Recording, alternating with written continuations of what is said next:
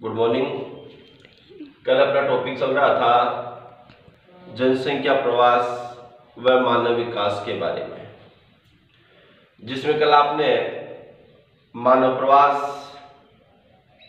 जनसंख्या प्रवास के अंतर्गत प्रवास के प्रकार, गमनागमन के आधार पर प्रवास के प्रकार, ये कल हमारा अध्ययन हुआ।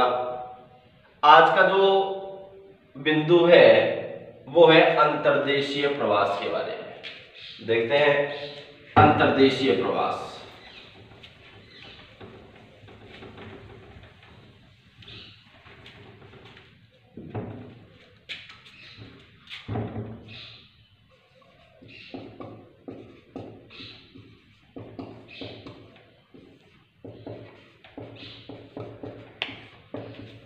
अंतर्देशीय प्रवास, देखिए अंतर्देशीय प्रवास क्या होता है।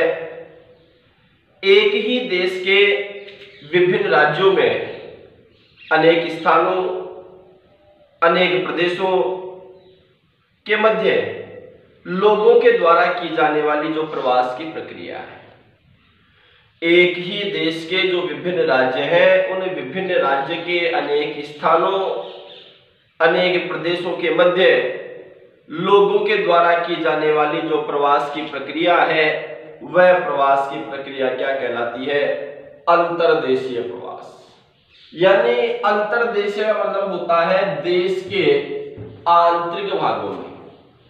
भारत है, भारत के विभिन्न राज्य, गुजरात है, राजस्थान है, असम है, इन के विभिन्न क्षेत्रों में, जैसे जयपुर से कोई व्यक्ति अहमदाबाद जाता है, दोनों क्षेत्र अपने भारत के हैं, दोनों प्रदेश अपने भारत के भिन्न भिन्न राज्यों के हैं।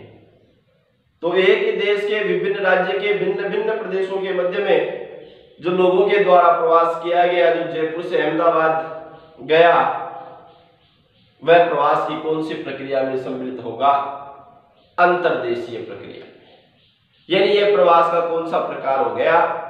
अंतर्देशीय प्रवास हो गया। इसके अतिरिक्त अपने अंतर्राज्यीय, स्थानीय, मौसमी, इन प्रवासों के बारे में भी जानकारी लें। एक ही देश के विभिन्न राज्यों के मध्य होने वाली जो प्रवासन की प्रक्रिया है, जो गमनागमन की जो प्रक्रिया है, वह गमनागमन की प्रक्रिया अंतर्राज्यीय प्रवास के नाम से जानी जाएगी। जिसमें मैंने बताया आपको, भारत का बिहार है, उत्तर प्रदेश है, बिहार और उत्तर प्रदेश के अधिकांश सर्वाधिक लोग रोजगार की तलाश से अपने राजस्थान के अंतर्गत आकर के व्यवसाय करते हैं, निवास करते हैं। ये जो प्रवास की प्रक्रिया है उसे किसमें सम्मिलित करेंगे? अपन अंतर्राज्यीय प्रवास के अंतर्गत सम्मिलित करेंगे। एक स्थानीय प्रवास होता है। स्थानीय प्रवास का मतलब होता है एक ही राज्य के विभिन्न प्रदेशों के मध्य में होने वाले प्रवास की प्रक्रिया। एक ही राज्य के विभिन्न स्थानों के मध्य लोगों में जो प्रवासन की प्रक्रिया होती है, जो गमनागमन की प्रक्रिया होती है, जो आवागमन की क्रिया होती है, वो स्थानीय प्रवास कहलाता है। स्थानीय प्रवास, जैसे जयपुर का कोई व्यक्ति अपने सीकर में पढ़ने के उद्देश्य से निवास करता है, वह स्थानीय प्रवास में है। सीकर का कोई व्यक्ति कोटा निवास करता है, स्थानीय प्रवास है। यानी एक ही राज्य हो, एक ही राज्य के विभिन्न प्रदेशों के मध्य जो प्रवासन का जो कार्य होता है, जो प्रवास का जो कार्य होता है, वह प्रवास का कार्य क्या कहलाता है? स्थानीय प्रवास। स्थानीय जो प्रवास होता है वो 4 प्रकार का होता है, जो आगे देखेंगे अभी अपन। एक होता है मौसमी प्रवास भी होता है। मौसमी प्रवास क्या? मौसम विशेष में लोगों के द्वारा जो गमनागमन की क्रिया की जाती है, विशेष प्रकार के मौसम में, विशेष प्रकार का मौसम, यह अंतरराष्ट्रीय स्तर की भी होती है। आपको पता है अपने यहाँ पर ब्रिटेन इंग्लैंड से जो ये अंग्रेज लोग यहाँ आते हैं वो मुख्यतः सर्वाधिक रूप से कब देखने को मिलते हैं? अपने को नवंबर, दिसंबर, जनवरी, जब अपने शीतकाल का समय होता है, यानी उनके अनुकूलतम मौसम की स्थिति यहाँ पाई जाती है, तो वो घूमने के उद्देश्य से यहाँ आते हैं। वो क्या होता है? वो मौसमी प्रवास होता है। आते बिंदु पर स्थानीय प्रवास होता है, वो कितने प्रकार का होता है? 4 प्रकार का होता है। 4 प्रकार कौन कौन से? ग्रामीण से ग्रामीण, ग्रामीण से नगरीय, नगरीय से नगरीय और नगरीय से ग्रामीण। स्थानीय प्रवास कितने प्रकार का हो गया? 4 प्रकार का। ग्रामीण से ग्रामीण, ग्रामीण से नगरीय, नगरीय से नगरीय और नगरीय से ग्रामीण। कैसे? ध्यान दीजिए। देखिए, जब छोटा गांव है, अविकसित गांव है, अविकसित गांव के लोग अपने स्थान को छोड़ करके किसी विकसित गांव की ओर जाने का मानस बनाते हैं। यानी ग्रामीण परिवेश को छोड़ करके कस्बे की ओर जाने की प्रक्रिया, अविकसित गांव को छोड़ करके विकसित गांव की ओर जाने की प्रक्रिया, कैसा प्रवास है? ग्रामीण से ग्रामीण। ग्रामीण जीवन को छोड़ करके लोग नगरों की ओर प्रवास करते हैं। नगरीकरण की प्रक्रिया जिसे अपन कह सकते हैं, जो कि बहुत अधिक हुई है, यह नगरीकरण की प्रक्रिया, ग्रामीण जनसंख्या का नगरों की ओर प्रस्थान करना, यह कौन से प्रवास में सम्मिलित है? ग्रामीण से नगरीय। एक नगरीय से नगरीय प्रवास भी होता है। सामान्य नगर से विकसित नगर की ओर। सीकर अपना शहर है, नगर है। सीकर नगर से जयपुर की ओर जाना नगर से नगरीय प्रवास है। जयपुर का कोई व्यक्ति मुंबई के अंतर्गत जाता है, कैसा प्रवास है? नगरीय से नगरीय प्रवास। यानी सामान्य विकसित या विकसित नगर से अति विकसित नगर की ओर जाना, वह नगरीय से नगरीय प्रवास में सम्मिलित है। छोटे नगर को छोड़ करके विकसित विशाल नगर में जाना। आज अपने जयपुर, जोधपुर, सीकर जो ये नगर अपने राजस्थान के हैं, वो मुंबई जैसे महानगर की तुलना में बहुत पीछे हैं। तो लोग सीकर, जयपुर इनको छोड़ करके किस ओर जा रहे हैं? मुंबई की ओर। वो एक विकसित है, औद्योगिक नगरी है। इसलिए ऐसा जो प्रवास है वो प्रवास कौन सा कहलाएगा? नगरीय से नगरीय। एक होता है नगरीय से ग्रामीण प्रवास। अब नगरों के अंतर्गत विशेषकर अति उम्र वाले जो लोग हैं, बुजुर्ग जो लोग हैं, वो नगरीय जीवन से ग्रामीण जीवन की ओर जाना चाहते हैं। सरकारी नौकरियों में या फिर अन्य कार्यों से मुक्त होने के बाद लोग पुनः ग्रामीण परिवेश का जीवन जीना चाहते हैं। वे लोग मुंबई जैसे, जयपुर जैसे महानगर को छोड़कर वापस अपने घरों की ओर, वापस अपने गांवों की ओर लौट आते हैं। एक शुद्ध पर्यावरण के लिए अपन कह सकते हैं, क्योंकि नगरों के अंतर्गत पर्यावरण की शुद्धता नहीं पाई जाती है। आज मुंबई जैसा जो नगर है, उस नगर के अंतर्गत पर्यावरण की अशुद्धता इतनी अधिक देखने को मिलती है कि वहां पर सामान्य जो व्यक्ति है वह घुटन महसूस करता है। तो ये सारी स्थितियां किसको जन्म देती हैं? नगरीय से ग्रामीण प्रवास को। तो ये 4 प्रकार के प्रवास, कोई दिक्कत? चारों नाम आपको ध्यान में होने चाहिए। ग्रामीण से ग्रामीण, ग्रामीण से नगरीय, नगरीय से नगरीय और नगरीय से ग्रामीण। अब है प्रवास के परिणाम कि ये जो प्रवास होता है इसके परिणाम क्या है। देखिए, सबसे पहला जो परिणाम है प्रवास का वो है जनसंख्या का असंतुलन।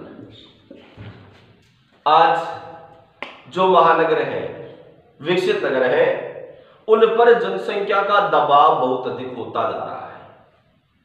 ग्रामीण क्षेत्र के जो लोग हैं, ग्रामीण परिवेश के जो लोग हैं, वो अपने गांवों को छोड़ करके शहरों की ओर जा रहे हैं। निश्चित रूप से उन शहरों पर उनके क्षेत्रफल में तो कोई वृद्धि नहीं हो रही, केवल वृद्धि हो रही है वहां के जनसंख्या घनत्व में। वहां पर असंतुलन की स्थिति होगी। भाई नगरों के अंतर्गत ये तो है नहीं भाई कोई असीमित संसाधन विद्यमान है। जो सीमित संसाधन है, समाप्य संसाधन है, वो ही वहीं पर विद्यमान है। कोई संसाधन 50,000 व्यक्तियों की पूर्ति कर सकता है और उस संसाधन के चक्कर में वहां पर और 20,000 लोग चले गए। संसाधन पर 50,000 की जगह कितने लोगों का दबाव आ गया? 70,000 का। बताओ संसाधन जनसंख्या की आपूर्ति करेगा? नहीं कर सकता। तो मुख्यतः जनसंख्या असंतुलन यह प्रवास का सबसे बड़ा परिणाम है। एक प्रवास के कारण से सभ्यता,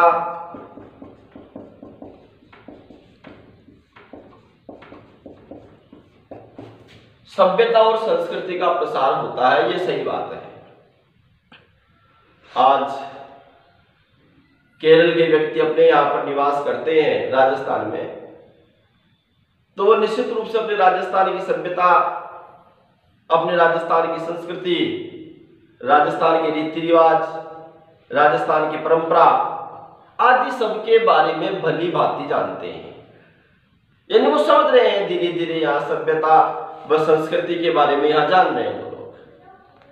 मुख्यतः ये सभ्यता व संस्कृति का प्रवास लोगों के स्थानांतरण के कारण संभव है।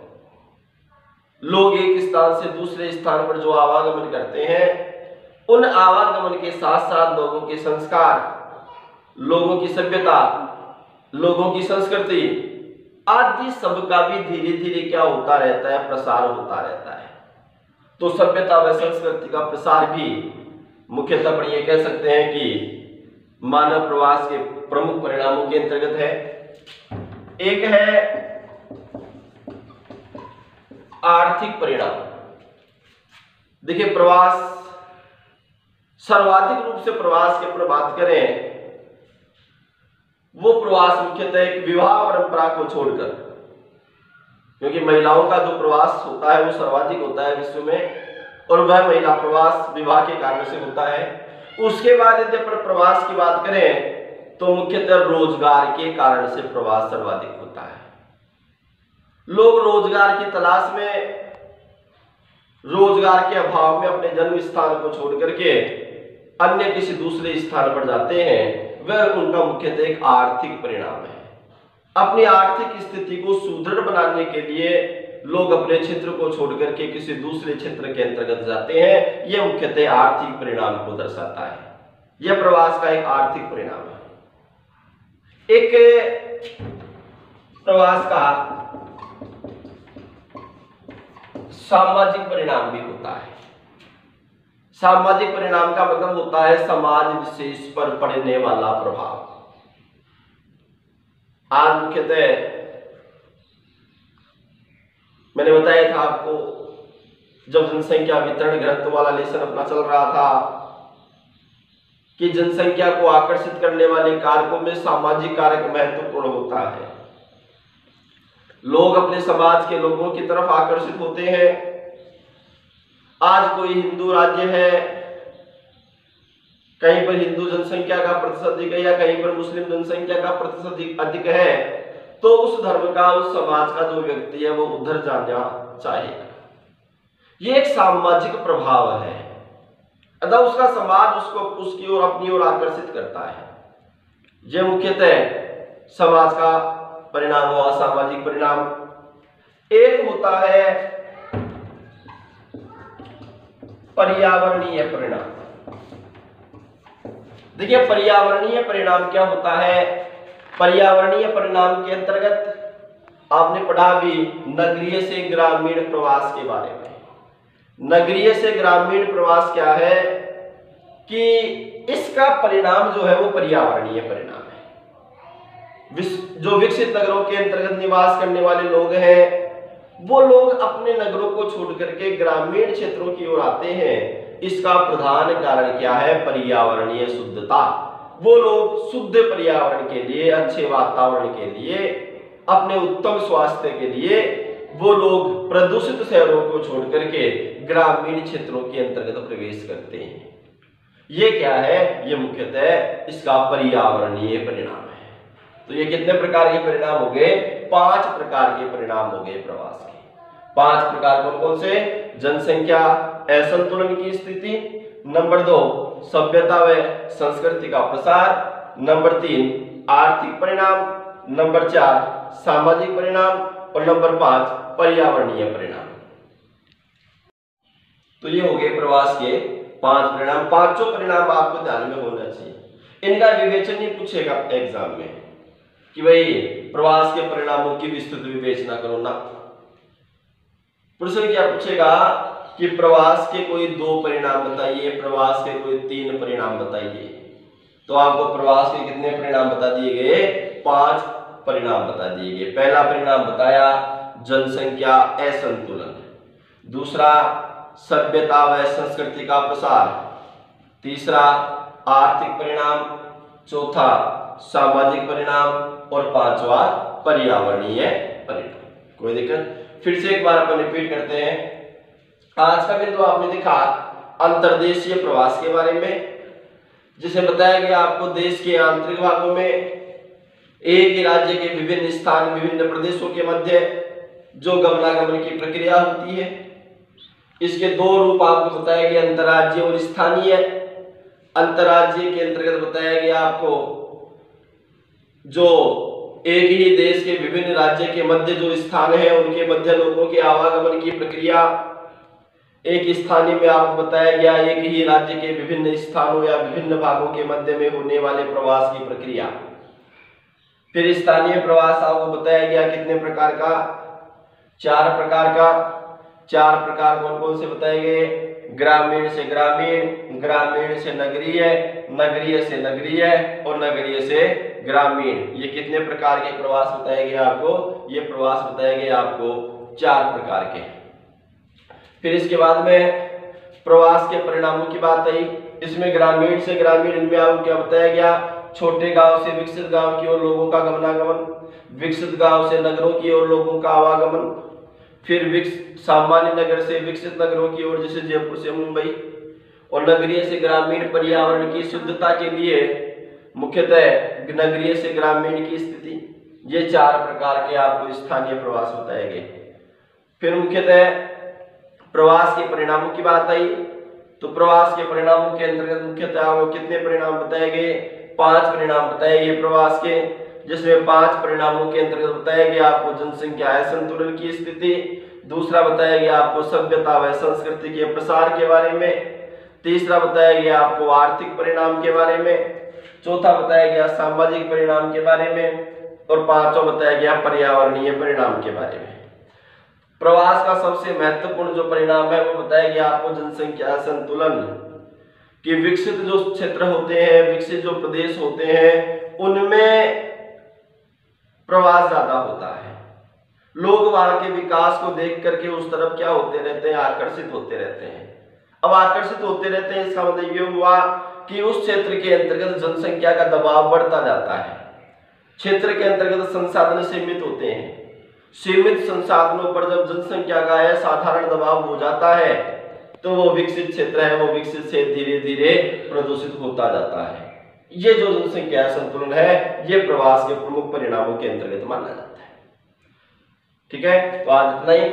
इसमें जो नोट्स आपको लिखवाए हुए हैं बुक की सहायता से, आप ये जो टॉपिक है शायद 5वां लेसन का बिंदु है ये जनसंख्या प्रवास और मानव विकास, आप बुक में चेक कीजिएगा तो महत्वपूर्ण रूप से आप इनको ठीक प्रकार देखोगे, नोट्स देखोगे। ये इसके बाद में अपन देखेंगे जनसंख्या संरचना के बारे में, शायद वो 4था लेसन है जो भी है, तो उसके बारे में अपन ठीक प्रकार से अध्ययन करेंगे।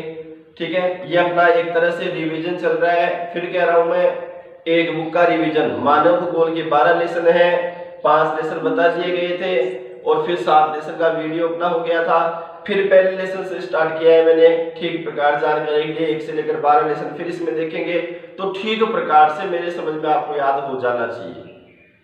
अब ऐसा नहीं होना चाहिए ये बिंदु नहीं आता, 2 बार यदि रिवीजन हो जाता है तो शायद कोई बिंदु ऐसा नहीं रह जाता कि उसमें कोई समझना बाकी रहे। फिर भी यदि आप कोई डाउट रहता है तो अपन और देखेंगे, ठीक है। तो ये नोट्स वगैरह हैं वो आप बुक की सहायता से, नोट्स की सहायता से आप ठीक प्रकार से देखोगे। यहाँ तक कभी भी किसी को कोई भी समस्या हो, कोई डाउट्स हो तो वो आप मेरे को बताएं, जिससे आपके डाउट्स हैं उनका सॉल्यूशन ठीक प्रकार से किया जाए। आ रहा है समझ में? मुख्यतः ये जो बिंदु अपने चल रहे हैं वो सारे सिलेबस के आधार पर है और एग्जाम की दृष्टिकोण से महत्वपूर्ण बिंदु हैं, इसलिए इनको आप ठीक प्रकार से समझें, ठीक है। आज इतना ही, शेष कर।